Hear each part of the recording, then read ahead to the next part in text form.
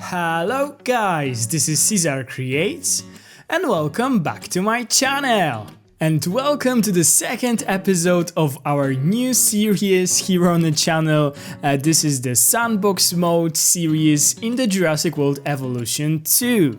We are building this park on Isla Nublar, and in the previous episode we've built a main plaza and the Herbivore Enclosure. And I would like to start today's episode by saying thank you guys for such an amazing response after my last video from this park.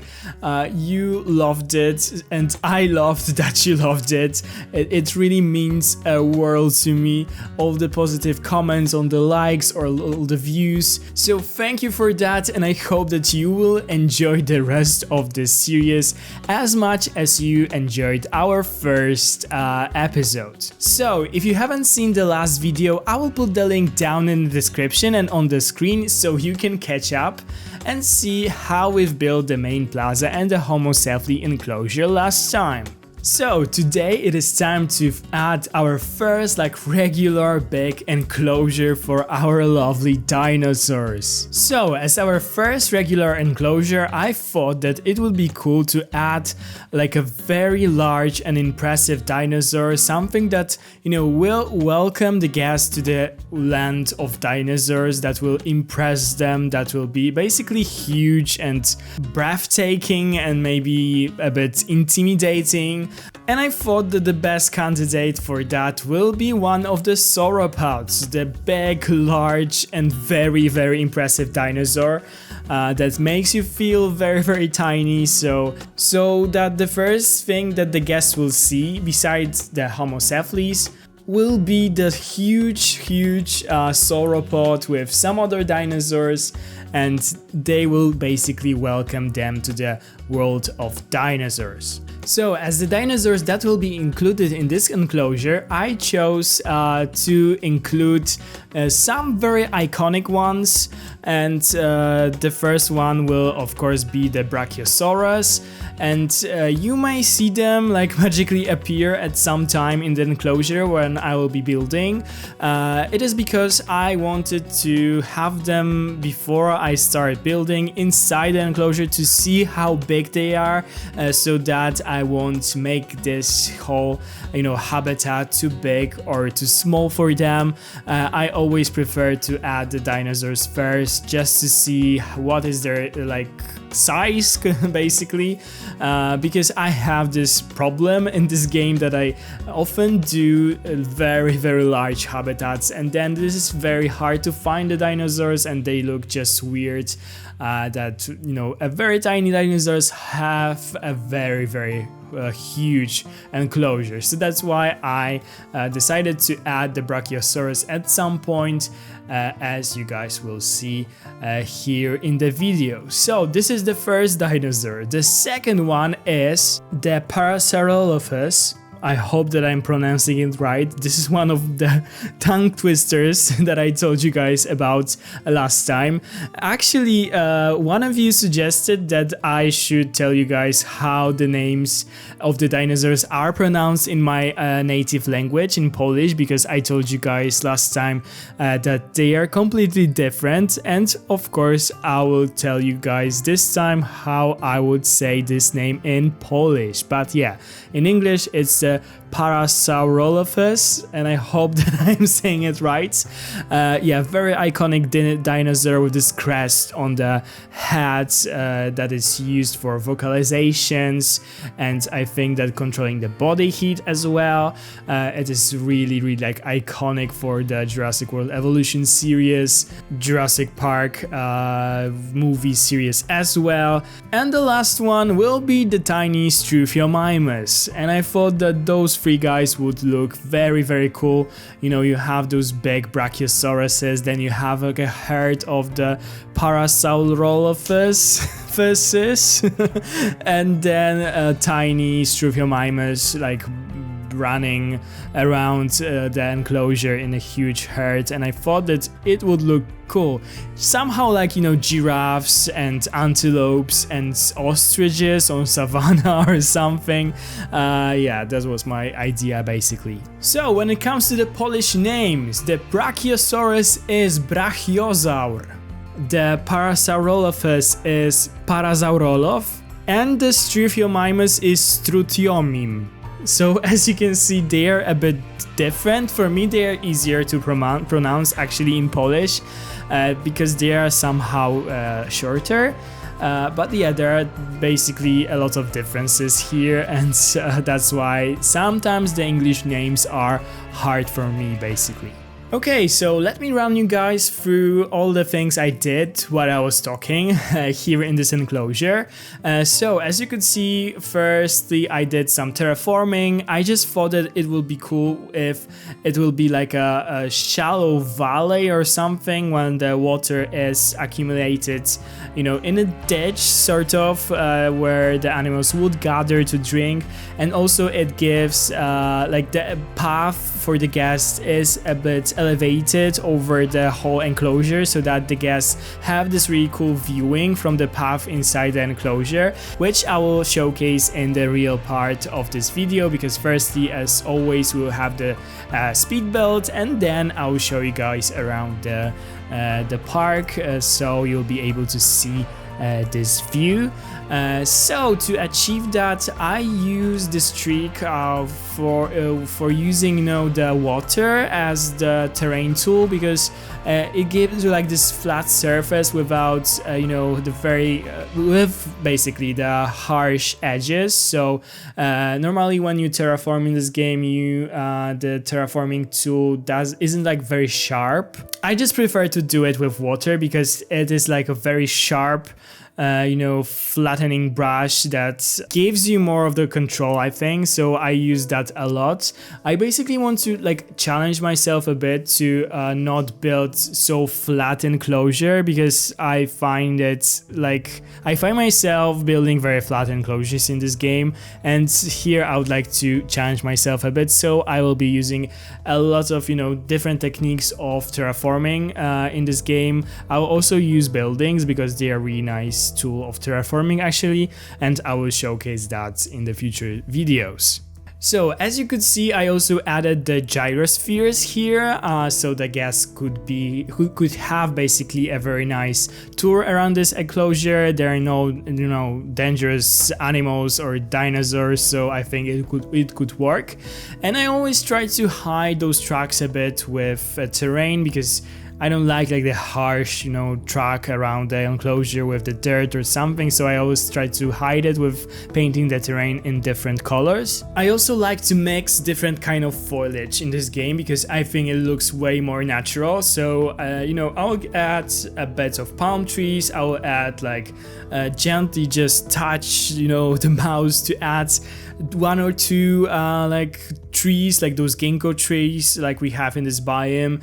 I will add some of the, you know, tall nut trees from time to time, just to create like this really nice mixture so that the plants are not too repetitive. As you can see on the screen, I basically finished the enclosure, so we'll build only one today, and then I went on to do some stuff for the guests. I mean the pathing, I did some decorations, some tables, and so on. I just want, you know, to make this whole park not only pretty for the dinosaurs, but also a nice experience for the guests. So I will focus in each episode, I think, a bit on the guest area, on the viewing platforms, on the, you know, restaurants, hotels, and so on. We still don't have any hotels, so I need to add them. And also in the last episode, I actually told you guys that we'll work on the backstage stuff and backstage area of the zoo today, but unfortunately I didn't have time for this, and I didn't have like a concept. So I think I need to think about it quite more, and maybe I will include it in the next episode, so you will definitely be able to see that. Also, I will add some rocks as monuments, and, you know, some a lot of trees around. I always like to paint around the path with some sand because I think it looks more natural. And of course I will add a lot of those planters and different lamps and decorations around the viewing platforms, the viewing towers for this enclosure. Yeah, today I chose to do the viewing platforms just for the guests to see better the sauropods because they are so huge. Okay, so our speed build comes to an end, and I will see you guys in a second in a real-time part of this video where I will give you guys a tour of everything that we've built today. So see you in a second.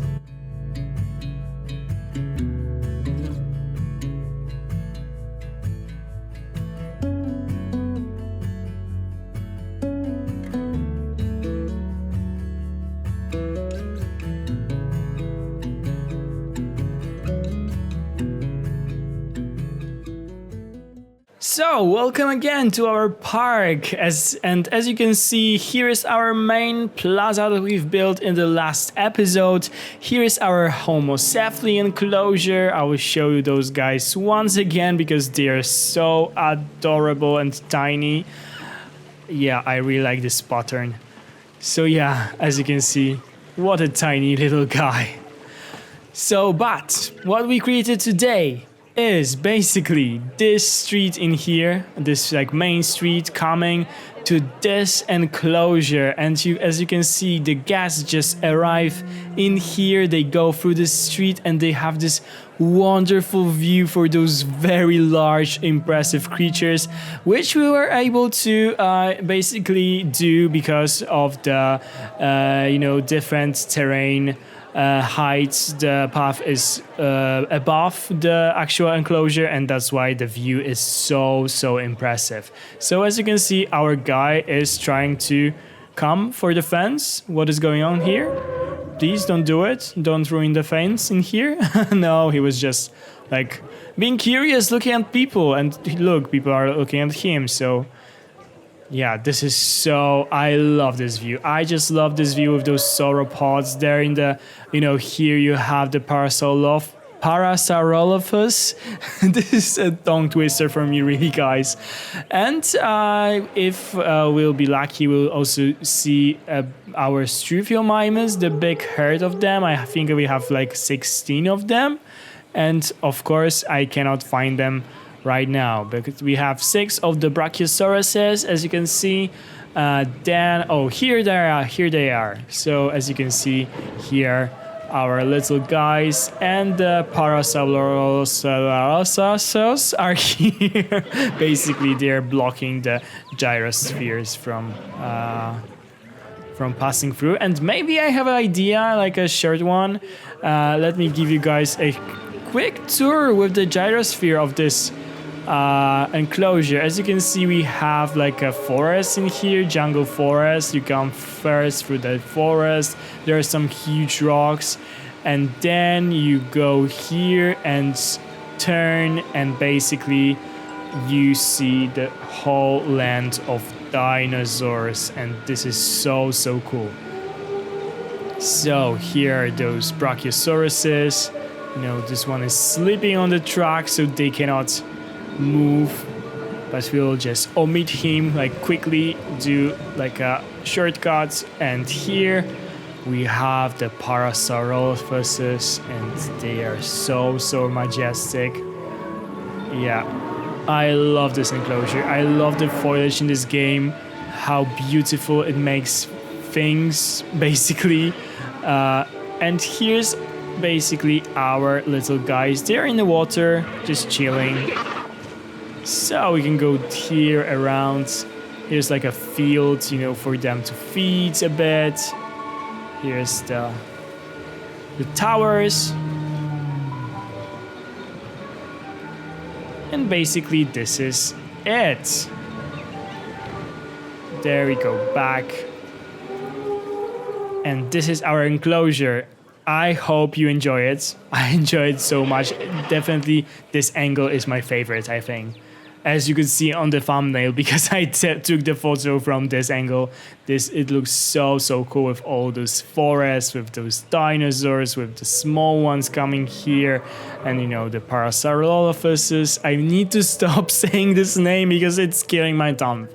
But yeah, basically this is our park. As you can see, the sun is setting down and it looks so beautiful. Yeah, I really love it. In the next episode, I think, will finally work on this site, I mean the backstage, and we'll start building in here. And yeah, we'll expand our park. We have still so much space, so it will add more of the enclosures. Some of them will be smaller, some of them will be similar, but you guys will be able to see it all in the next episodes. So the sun is setting down, and this means the video is coming to an end. If you enjoyed my video, please consider to subscribe to my channel if you haven't already. This would really mean a world to me. You know, it will help my little channel to grow. So if you would like to help me, definitely click this subscribe button down below. Also, like this video if you enjoyed it. Ring the bell if you want to be notified every time I upload a new video, and comment down below if you enjoyed this video or if you have any recommendations or tips for my future Sandbox series here on YouTube. Thank you guys so much for watching. Have a wonderful day, and I'll see you in the next one. Bye guys.